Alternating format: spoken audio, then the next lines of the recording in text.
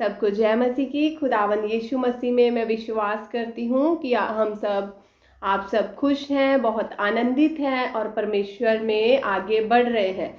और जब हम परमेश्वर के वचन में आगे बढ़ने की कोशिश करते हैं तब परमेश्वर का आत्मा हमारी सहायता, हमारी मदद ज़रूर से करता है।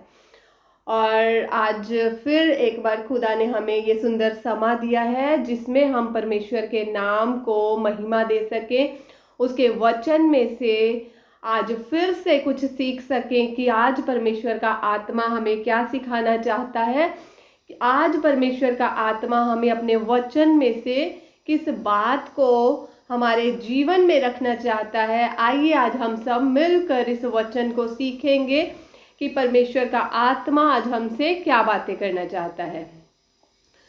तो छोटी सी प्रार्थना करेंगे, उसके बाद हम वचन को शुरू करेंगे कि आज वचन में से हम क्या सीखेंगे। धन्यवाद करते हैं जीवित अनुग्रहकारी खुदावंद यहोवा परमेश्वर जी, हम आपके प्यारे बेटे अपने उद्धारकर्ता मसीह यीशु के नाम में खुदावंद आपकी पाक हजूरी में आते हैं। इस समय प्रभु तेरे वचन को सीखने के लिए, समझने के लिए और गहराई के साथ अपने अंदर लेने के लिए मेरे परमेश्वर जी हम आपकी पाक हजूरी में आते हैं। हमारी मदद और सहायता करे पिता। आज के वचन को सीखने, समझने के लिए और उस पर चलने के लिए हमारी अगुवाई करना पिता परमेश्वर। अपनी बेटी के मुख के संग हो लेना और खुदावन तेरा आत्मा मुझ में से होकर बोले मेरे परमेश्वर जी, क्योंकि हम अपनी बुद्धि और समझ के द्वारा इन वचनों को नहीं समझ सकते जब तक तेरा आत्मा हमारी अगुवाई न करे। आइए पवित्र आत्मा जी अपनी बेटी के संग हो लीजिए और अपने भेदों को पिता परमेश्वर जी अपने बच्चों पर जाहिर करे। यीशु के नाम में मांगते हैं, आमीन आमीन आमीन। आज जो हम वचन में से सीखेंगे वो है कि नामदान है क्या। हम नामदान के विषय में सीखेंगे कि आज जब हम दुनिया में देख रहे हैं तो बहुत से लोगों को आज जब हम सुनते हैं तो वो कहते हैं कि मैंने उस गुरु का नाम लिया हुआ है, मैंने उस गुरु का नाम लिया हुआ है। क्या हम जानते हैं कि आखिर हमें नामदान क्यों लेना चाहिए और इसका हमें क्या फायदा है? क्या इन बातों को कभी हमने सोचा कि क्या हमने इस नाम को जब हमने लिया तो क्या हमने इस नाम का बेनिफिट पाया, इस नाम का हमने लाभ पा लिया जो हम नाम ले रहे हैं? आज हमें अगर हम किसी से पूछे जिसने नाम दान लिया हुआ है, किसी भी गुरु से अगर हम उन्हें पूछें कि इस नाम दान का क्या फ़ायदा है, क्यों लेते हैं, तो उन्हें कुछ नहीं पता। बस उनका ये जवाब होता है कि गुरु बनाना ज़रूरी है। इसके आगे हम इतना कुछ नहीं जानते हैं, क्योंकि आज संसार में एक भेड़ चाल चल रही है। वो भेड़ चाल जो है हमें खतरे की तरफ ले जा रही है, क्योंकि जब हमें उस बात का पता ही नहीं है कि हमें नाम दान क्यों लिया है, इसका क्या कारण है और हमें ये लेना क्यों ज़रूरी था, तो हमें क्या फ़ायदा फिर उस चीज़ का। जिस चीज़ से हमें कोई फ़ायदा न हो उससे लेने का क्या फ़ायदा। आज हम सीखेंगे कि नामदान है क्या और हम ये क्यों लेते हैं और पहला नामदान कहाँ से आया और हमें नामदान किससे लेना चाहिए। जो नामदान है उसका अर्थ क्या है? उसका अर्थ है जो नामदान देता है, सबसे पहले नामदान का मतलब है हमें अपने पापों से छुटकारा मिलना। जिस नाम को हम जप रहे हैं, जिस गुरु से हमने नाम लिया है, क्या उसने हमें इस बात को बताया कि इस नाम दान लेने का तुम्हें क्या फ़ायदा है? अगर वो तुम्हें कह रहा है कि इस नाम को लेने से तुम जन्म मरण के चक्कर से आज़ाद हो चुके हो, तो क्या इस बात की गारंटी है कि आप सच में उस नाम को जपने से जन्म मरण के चक्कर से आज़ाद हो चुके हैं, या उस नाम के जपने से आपको मोक्ष प्राप्त हो चुका है, या उस नाम को जपने से आपके पाप क्षमा हो चुके हैं? इस बात का सबूत है आपके पास? अगर आपके पास इस बात का सबूत नहीं है तो फिर जो आप नाम जप रहे हैं उसका क्या फायदा।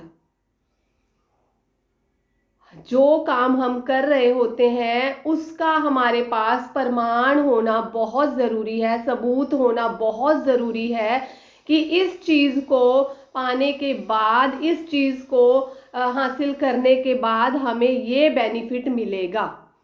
जब हमें उस चीज़ का बेनिफिट ही नहीं पता तो हम नाम दान लेने का हमें क्या फ़ायदा। क्या आज हम देखते हैं जिन्होंने नाम लिया हुआ है किसी भी गुरु का कहीं से भी, क्या हम उनके जीवन को परिवर्तित हुआ देखते हैं? क्या उनके जीवन में हमने कभी कोई बदलाव देखा? क्या उन्होंने अपना पुराना चाल चलन छोड़कर एक नया जीवन जीना शुरू किया?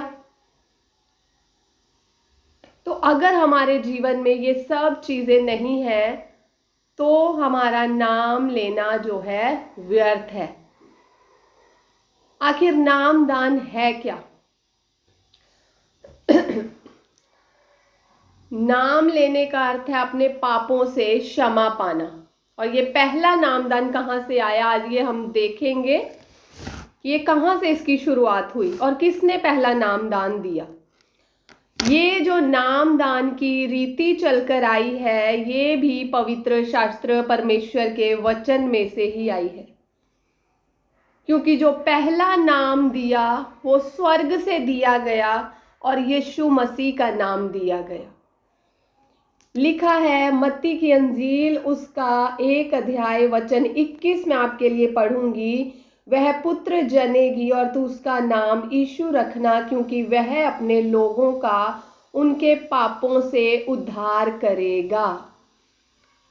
यीशु नाम जो है स्वर्ग से आया और यीशु के नाम में उद्धार है, यानी कि पापों की क्षमा है। और ये कोई छुपा हुआ नाम नहीं है, ये कोई गुप्त नाम नहीं है, ये कोई छिपाकर दिया जाता नाम नहीं है। ये शरेआम दिया जाने वाला नाम है कि अगर जो कोई इस नाम पर विश्वास करेगा उसको उसके पापों से क्षमा मिलेगी, क्षमा मिलेगी। और यही वो नाम है जो स्वर्ग के नीचे पृथ्वी के ऊपर मनुष्यों के बीच में दिया गया है, जिसके द्वारा हम उद्धार पा सकते हैं। और दूसरा कोई नाम नहीं है। इस बात की गवाही पवित्र शास्त्र बाइबल देता है। देखिए, जब तक हमारे पास किसी बात का सबूत ना हो कि हमें इस काम को करने में क्या बेनिफिट मिलेगा, तो वो काम करना व्यर्थ है। लेकिन जब हम यीशु का नाम जपते हैं, यीशु के नाम पर विश्वास रखते हैं, तो पवित्र शास्त्र परमेश्वर का वचन इस बात की गवाही देता है कि यही वो नाम है जिसके नाम के द्वारा हमें पापों की क्षमा मिल जाती है इसी धरती पर रहने के बाद। क्योंकि अगर हमें ये लगता है कि हमने जब किसी गुरु से नाम लिया तो उन 4-5 अक्षरों को जपने से हमें मोक्ष प्राप्त हो चुका है, उन 4-5 अक्षरों का जप करने से हमारे दुख दर्द दूर हो चुके हैं, उन 5 अक्षरों का नाम जपने से हम जो है जीवन मरण के चक्कर से आज़ाद हो चुके हैं, तो ये कहाँ पर लिखा हुआ है? इस बात को आप अपने गुरु से पूछ कर देखें। क्या हमें आप इस बात का सबूत दे सकते हैं कि हम जन्म मरण के चक्कर से आज़ाद हो चुके हैं, हम जो हैं अपने मोक्ष को प्राप्त कर चुके हैं, हम अपने पापों से छूट कर एक नए जीवन में प्रवेश कर चुके हैं? नहीं, उनके पास कोई सबूत नहीं होगा। लेकिन पवित्र शास्त्र बाइबल इस बात का सबूत देती है, इस बात की गवाही देती है कि जो कोई यीशु का नाम लेगा उसे उसके पापों से छुटकारा मिलेगा। हमें गंगा जमुना जाने से उद्धार नहीं मिल सकता, हमें पहाड़ियों की चोटियों पर चढ़ने से उद्धार नहीं मिल सकता, हमें और कोई दंडवत कर करके पहाड़ों पर चढ़ने से उद्धार नहीं मिल सकता जब तक हमारे पाप क्षमा ना हो।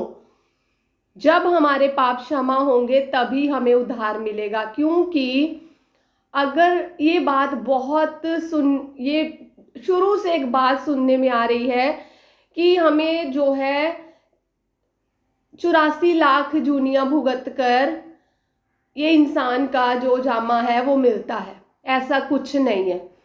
ये बात भी धर्मशास्त्र, पवित्र शास्त्र बाइबल में लिखा हुआ है कि मनुष्य का एक बार जन्म होता है, उसके बाद मरना होता है और उसके बाद सीधा न्याय होता है। कहीं भी हमें, अगर हम सोचें कि परमेश्वर जो है किसी को, जब वो एक बार इंसान मर जाएगा तो फिर वो कुत्ता, बिल्ली, शेर, चूहा ये सब बन बन के, यानी कि फिर तो परमेश्वर इसी काम में लगा रहेगा। फिर तो कोई दिन ही नहीं आएगा जिस दिन हमारे कामों का न्याय हो। फिर तो वो हम इसी चक्कर में परमेश्वर उलझा रहेंगे।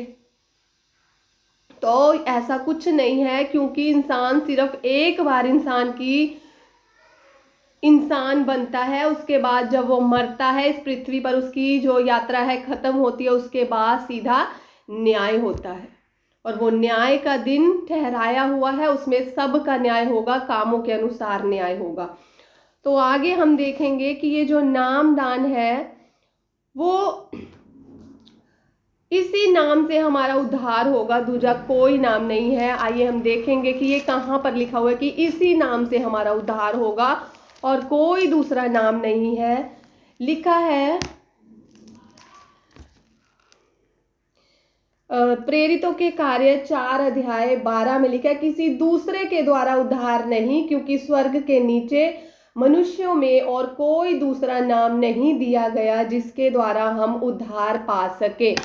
यीशु के नाम को छोड़ दूसरा कोई नाम नहीं है जिसके द्वारा हम उद्धार पा सके। और अगली बात जो हम देखेंगे, जो यह नाम लेगा वही उद्धार पाएगा। ये कहाँ पर लिखा हुआ है? ये लिखा हुआ है प्रेरितों 2:21 में, जो कोई यह नाम लेगा वही उद्धार पाएगा। लिखा है जो कोई प्रभु का नाम लेगा वह उद्धार पाएगा, क्योंकि यीशु के नाम में ही हमारी पापों की क्षमा है। जब हम इस बात का विश्वास करते हैं कि यीशु मसीह ने इस मानव जाति के लिए अपने आप को क्रूस पर कुर्बान होने के लिए दे दिया, हमारे पापों को उसने अपने ऊपर ले लिया ताकि हम अपने जीवन मरण के चक्कर से आज़ाद हो सकें, हम अपने पाप के बंधनों से छूट सकें, ताकि हम अनंत जीवन में प्रवेश कर सकें। क्योंकि इस पृथ्वी के जीवन को, जब हमारी जीवन लीला समाप्त हो जाएगी तो यहाँ पर ही कहानी खत्म नहीं होती है। जब हम इस पृथ्वी के जीवन में मर जाएंगे तो उसके बाद हमारा जब न्याय होगा तो सब जो मरे हुए हैं वो सब जी उठेंगे और परमेश्वर के न्याय सिंहासन के सामने खड़े किए जाएंगे और उनके कामों के अनुसार उनका न्याय होगा। जिन्होंने इस पृथ्वी पर रहते हुए अच्छे अच्छे काम किए, परमेश्वर के योग्य काम किए, उन्हें अनंत जीवन मिलेगा। और जिन्होंने बुरे काम किए, हत्या की, चोरी की, चुगली की, निंदा की, व्यभिचार किया, लुच्चपना किया, उन सब को जो है नरक की दंड की आग भुगतनी पड़ेगी। अगर हमें इन अपने अपराधों से छुटकारा चाहिए इस पृथ्वी पर रहते हुए ही, तो पवित्र शास्त्र बाइबल कहता है कि हमें परमेश्वर ने जगत से ऐसा प्रेम रखा कि उसने अपना इकलौता पुत्र दे दिया, ताकि जो कोई उस पर विश्वास करे वह नाश ना हो परंतु अनंत का जीवन पाए। और हम जब यीशु पर विश्वास रखते हैं कि उसने हमारे लिए सारे दुखों को सह लिया, जब हम उस पर विश्वास रखते हैं तो उसके नाम में हमें पापों की क्षमा मिल जाती है। ऐसा भी लिखा हुआ है कि उसके नाम में हमें पापों की क्षमा मिल जाती है। और आगे लिखा है कि इस गुरु को छोड़ और कोई गुरु नहीं, कोई स्वामी नहीं। लिखा है, हम देखेंगे कि यहाँ ये कहाँ लिखा है कि प्रभु यीशु मसीह को छोड़ और कोई गुरु नहीं। लिखा है मत्ती की अंजील उसका 23 अध्याय, जो कुछ भी कहेंगे पवित्र शास्त्र बाइबल में रेफरेंस देकर हमें कहना पड़ता है, क्योंकि बहुत से जो लोग हैं वो वाद विवाद करने को तैयार रहते हैं। इसलिए कोई भी बात हम अपनी ओर से नहीं, पवित्र शास्त्र बाइबल के अनुसार जो लिखा हुआ है उन्हीं बातों को कहने का हमें अधिकार परमेश्वर ने दिया है। आगे लिखा है, परंतु तुम रब्बी ना कहलाना, यानी कि गुरु ना कहलाना, क्योंकि तुम्हारा एक ही गुरु है और तुम सब भाई हो।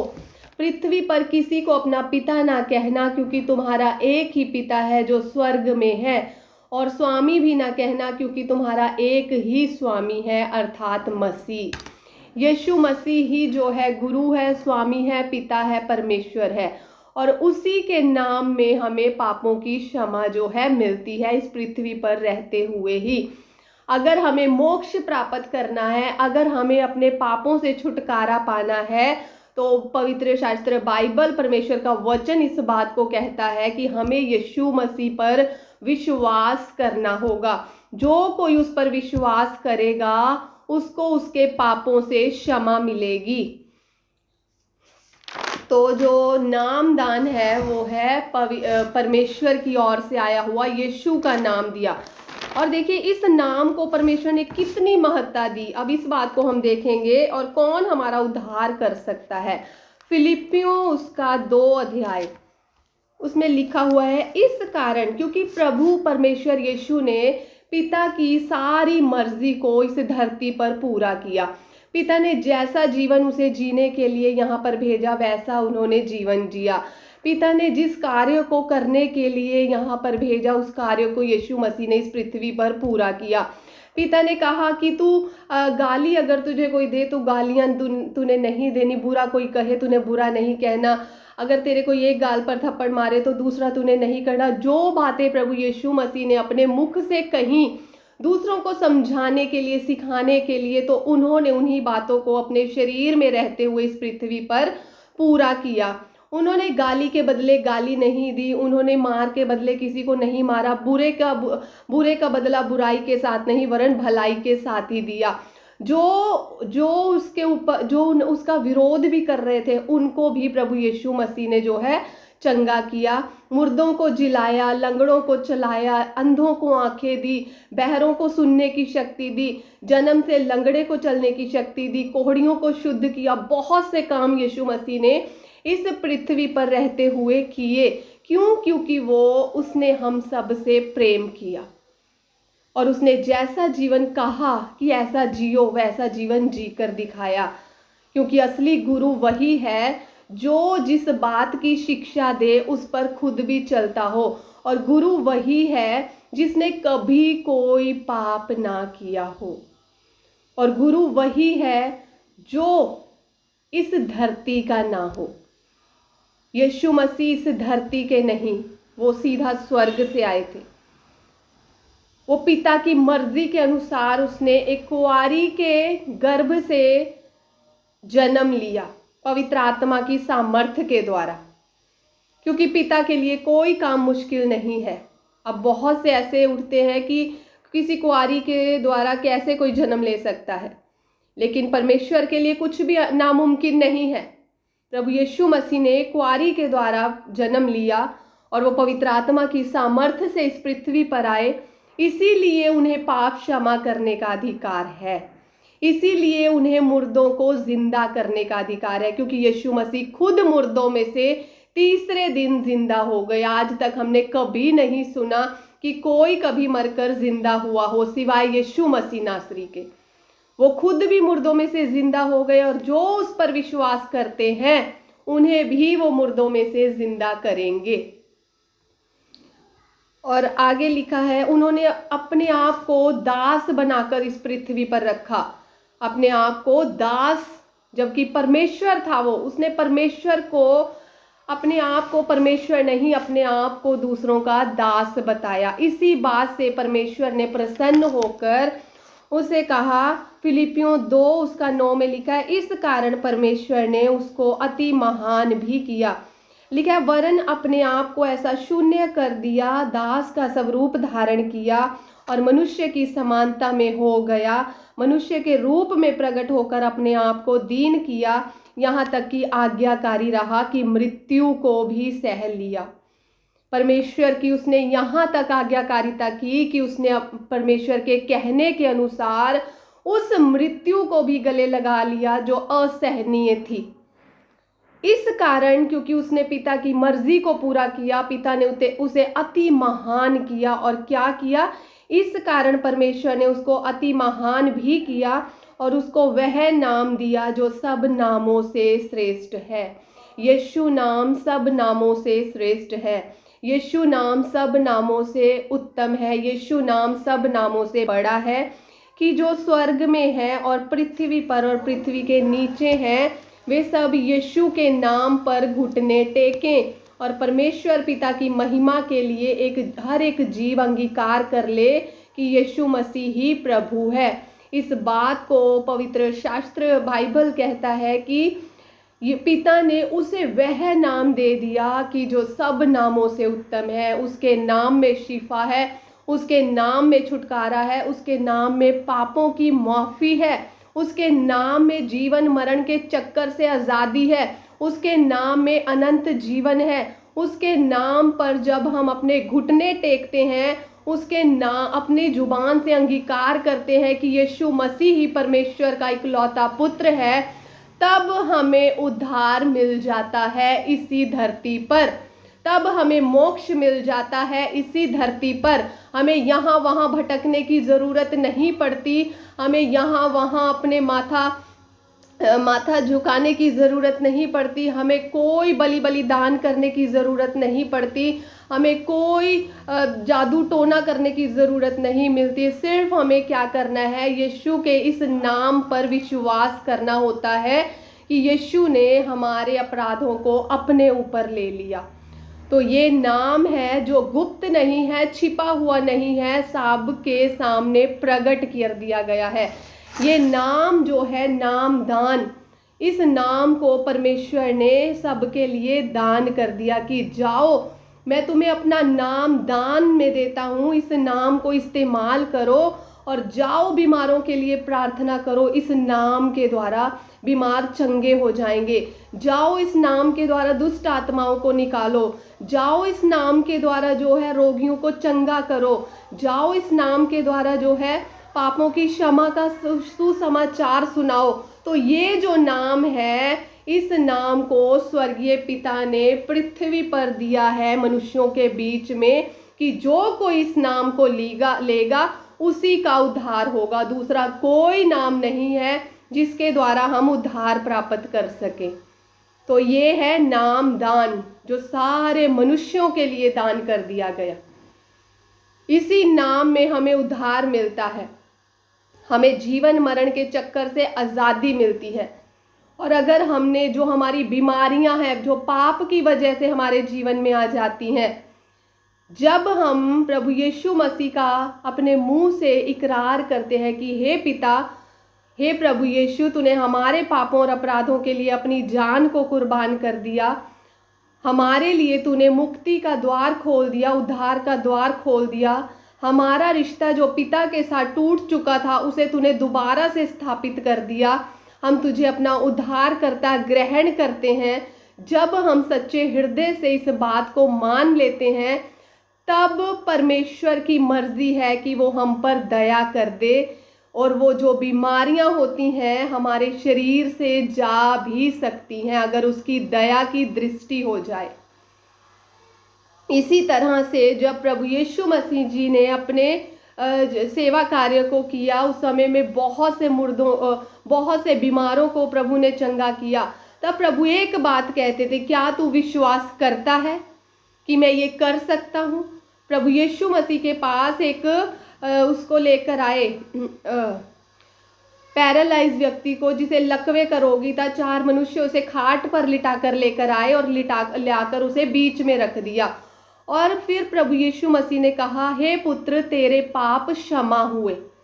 यीशु ने कहा, तेरे पाप क्षमा हुए। और जो आसपास लोग खड़े थे वो सोचने लगे अपने मन में कि ये कैसे कह सकता है कि तेरे पाप क्षमा हुए? ये कौन सा परमेश्वर है? परमेश्वर को छोड़ और कौन पाप क्षमा कर सकता है? वो अपने मन में सोच रहे थे इस बात को। तो यीशु ने उनके मन को जानकर कहा कि क्या ये जो तुम अपने मन में विचार कर रहे हो, क्या ये बात कहना आसान है कि तेरे पाप क्षमा हुए? और उठ, अपनी खाट उठा और चल फिर। अगर ये बात कहना आसान है तो तुम कहकर देख लो, भी तुम अगर कह सको और तुम्हारे कहने से इसके पाप क्षमा हो जाएं। यीशु ने जब कहा तेरे पाप क्षमा हुए, उठ अपनी खाट उठा और चल फिर, तुरंत वो मनुष्य उठा और अपनी खाट उठाई और अपने घर चला गया। क्यों? क्योंकि यीशु मसीह ने उसके पाप क्षमा कर दिए थे, क्योंकि उसे पाप क्षमा करने का अधिकार है, उसे गुनाहों से मुआफी देने का अधिकार है। कब अधिकार है? जब हम इस बात को मान लेते हैं कि हम पापी और गुनाहगार हैं। प्रभु हमारे पापों और अपराधों को क्षमा कर, क्योंकि वचन में लिखा है धन्य है वह व्यक्ति जिसके अपराधों का यहोवा लेखा ना ले और जिसके अपराध मिटा दिए जाएं। तो जब हम अपने गुनाहों को मान लेते हैं तो वो हम पर दया करने के लिए विश्वास योग्य और धर्मी परमेश्वर है। तो जो नाम दान है वो प्रभु यीशु मसीह के नाम को छोड़ और कोई दूसरा नाम नहीं है जिसके द्वारा हम उद्धार प्राप्त कर सके। तो जो नाम दान है वो छिपकर या छिपाकर देने की चीज नहीं है, क्योंकि परमेश्वर नहीं चाहते कि किसी का उद्धार हो या कोई बचे, क्योंकि परमेश्वर के लिए धर्मी और अधर्मी दोनों एक समान है। वो किसी का पक्षपात नहीं करता है, वो कोई जाति धर्म कौम भाषा नहीं देखता है। वो हर एक अपनी संतान को बचाना चाहता है, हर एक इंसान को नरक की भयानक आग से बचाकर अनंत जीवन देना चाहता है। और अनंत जीवन ये है कि हम उस एकमात्र सच्चे परमेश्वर को जाने और उसके बेटे प्रभु यीशु मसीह पर विश्वास रखें। इस बात की गवाही भी पवित्र शास्त्र बाइबल देता है कि अनंत जीवन क्या है। अनंत जीवन ये है कि हम उसे एकमात्र सच्चे परमेश्वर को जाने और उसके पुत्र पर विश्वास रखें जिसे उसने भेजा है, और जो कोई उसे ग्रहण करता है वो उसको उसके भेजने वाले को ग्रहण करता है। हालेलुया। लिखा है यूहन्ना 17:3 में लिखा है अनंत जीवन ये है कि वे तुझे एकमात्र सच्चे परमेश्वर को और यीशु मसीह को जिसे तूने भेजा है जाने। हमें यीशु मसीह को जानने की, उसे ग्रहण करने की और उस सच्चे परमेश्वर पिता पर भरोसा और विश्वास रखने की जरूरत है, जिसने हमें अपनी सांसें दी हैं, जिसने हमारे अंदर अपना आत्मा रखा है, जो 1 सेकंड के अंदर हमारी सांसों को खींच लेता है, अपनी आत्मा को निकाल लेता है और हम मिट्टी हैं, मिट्टी में मिल जाते हैं। तो हमें उस परमेश्वर पर, उसके बेटे पर विश्वास रखने की ज़रूरत है कि वही उद्धारकर्ता परमेश्वर है, वही अनंत काल का पिता है, वही जीवन मरण के चक्कर से आज़ाद करने में विश्वास योग्य और धर्मी है। तो वो परमेश्वर जो है किसी का पक्षपात नहीं करता, वो सबको बचाना चाहता है, वो सबका न्याय उसके कामों के अनुसार करेगा। तो परमेश्वर, मैं विश्वास करती हूँ कि आज का जो मैसेज है, लिखा है जो सच्चा गुरु है वो ना किसी का धर्म, ना जाति, ना कौम देखता है, सबको बचाना चाहता है। तो मैं विश्वास करती हूँ कि आज का ये जो नाम दान का टॉपिक है कि नाम दान है क्या, पहला नाम दान कहाँ से आया? स्वर्ग से आया सीधा पहला नाम दान। नाम दान जो अपना नाम दूसरे के लिए दान कर दे, और वो काम सिवाय यीशु मसीह के किसी ने नहीं किया। अपना नाम यीशु मसीह ने सारी मानव जाति के लिए दान दे दिया, दान में दे दिया कि जाओ इस नाम के द्वारा तुम, प्रभु ने हर बार एक बात कही कि इस नाम को इस्तेमाल करके तुम मेरे नाम से दुष्ट आत्माओं को निकालोगे, मेरे नाम से तुम बड़े बड़े काम करोगे। आज भी जो कुछ भी इस पृथ्वी पर हम देख रहे हैं कि यीशु के नाम में लंगड़े चल रहे हैं, मुर्दे जिंदा हो रहे हैं, क्योंकि प्रभु ने अपने चेलों को, अपने विश्वास करने वाले बेटे और बेटियों को ये अथॉरिटी, ये अधिकार दिया है कि इस नाम के द्वारा जो काम मैंने किए हैं वो तुम भी करोगे, वरन इससे भी बड़े बड़े काम करोगे। तो ये कोई संदेह या अविश्वसनीय बात नहीं है, ये पूरी विश्वास के योग्य बात है कि बहुत आज भी चिन्ह और चमत्कार हो रहे हैं यीशु के नाम में, क्योंकि परमेश्वर कल, आज और युगानुयुग एक सा रहने वाला परमेश्वर है, वो कभी ना बदलने वाला परमेश्वर है। लेकिन हाँ, बहुत से लोग हैं जो उसके नाम का गलत इस्तेमाल करके अपने पेट की पूजा करने में लगे हुए हैं और ऐसे करके वो परमेश्वर के नाम की निंदा भी करवा रहे हैं। तो हमें अपने प्रभु के नाम को पूरी वफादारी के साथ लोगों में बांटना है, सच्चाई को बताना है, ताकि सच्चाई को जानने के बाद हर एक जो बंधन में है, पाप की गुलामी में है, शैतान के जंगल में है, वो आज़ाद हो सके, क्योंकि खुदा ने हमें स्वतंत्रता के लिए स्वतंत्र किया है। तो मैं विश्वास करती हूँ कि आज का ये जो नाम दान का विषय है, बहुतों के लिए समझने के लिए, सुधारने के लिए और जीवन में कार्य करने के लिए बहुत ताकत के साथ काम करेगा। और परमेश्वर का आत्मा हमें इस बात को समझने की शक्ति देगा कि यीशु के नाम के सिवाय हमारा उद्धार नहीं हो सकता। उद्धार केवल एक ही नाम में है, वो है यीशु नाम। क्योंकि जो आज इस दुनिया पर गुरु हैं, जो अपनी अपनी संस्थाएं खोलकर बैठे हैं, वो आज हैं, कल वो भी हमारे समान इस मिट्टी में मिल जाएंगे, क्योंकि वो मनुष्य है। परमेश्वर वो है जो अनंत काल का पिता है, गुरु वो है जो अनंत काल का परमेश्वर है। जो इस पृथ्वी का है, जो इस मिट्टी का है, वो मनुष्य के समान है और मनुष्य के समान मिट्टी में मिल जाएगा। लेकिन जो इस पृथ्वी का नहीं है, स्वर्गीय स्थानों में से आया है, वो है केवल यीशु मसीह नासरी। वो इस पृथ्वी का नहीं है, वो स्वर्गीय स्थानों में से, स्वर्ग में से होकर आया है। पिता परमेश्वर का वो शब्द है और वही परमेश्वर है, क्योंकि यीशु मसीह ने कहा, मार्ग, सत्य और जीवन मैं ही हूं, मुझे छोड़ कोई, मेरे द्वारा पिता के पास पहुंचा जा सकता है, लेकिन अगर तुम मुझसे अलग होकर पिता के पास पहुंचने की कोशिश करो तो ये नामुमकिन है। तो ये सच्ची बात है, विश्वास योग्य है। इस बात की गवाही पवित्र शास्त्र, परमेश्वर का वचन देता है। और आइए हम प्रार्थना करेंगे कि खुदावंद इस वचन पर बहुत तायत से समझने की शक्ति दे। धन्यवाद करते हैं जीवित अनुग्रहकारी खुदावंदा यहोवा परमेश्वर यीशु मसीह नासरी के नाम में पिताजी आपका धन्यवाद करते हैं।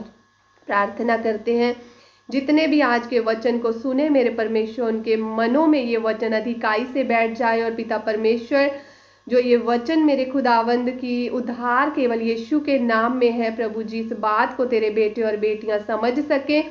और प्रभु तेरे नाम को छोड़ो और कोई दूसरा नाम नहीं है जिसके द्वारा हम उद्धार पा सके, इस बात को भी तेरे बच्चे समझ सके, ताकि पिता परमेश्वर तेरे द्वारा हमारे लिए अनंत जीवन जो तैयार किया गया है, हम उसके भागीदार हो जाएं। पिता इस वचन को समझकर उस पर चलने की हमें अकल, बुद्धि और सामर्थ्य देना, यीशु के नाम में। पिता जितने भी तेरे बेटे बेटियों ने आज का वचन सुना, उनके जीवन में प्रभु यीशु मसीह के नाम में अद्भुत रीति से प्रभु जी उनके जीवन में आपकी शांति राज्य करे, उनके सभी क्लेश दूर हो जाए यीशु मसीह नासरी के नाम में। हर वो बीमारी मेरे परमेश्वर जो तेरे लोगों को परेशान करती है, यीशु के नाम में दूर हो जाए। खुदावन यीशु के नाम में मांगते हैं, आमीन आमीन आमीन। ओके जी, जय मसीह की। God bless you. खुदावन आप सबको बहुत आयत से आशीष दे।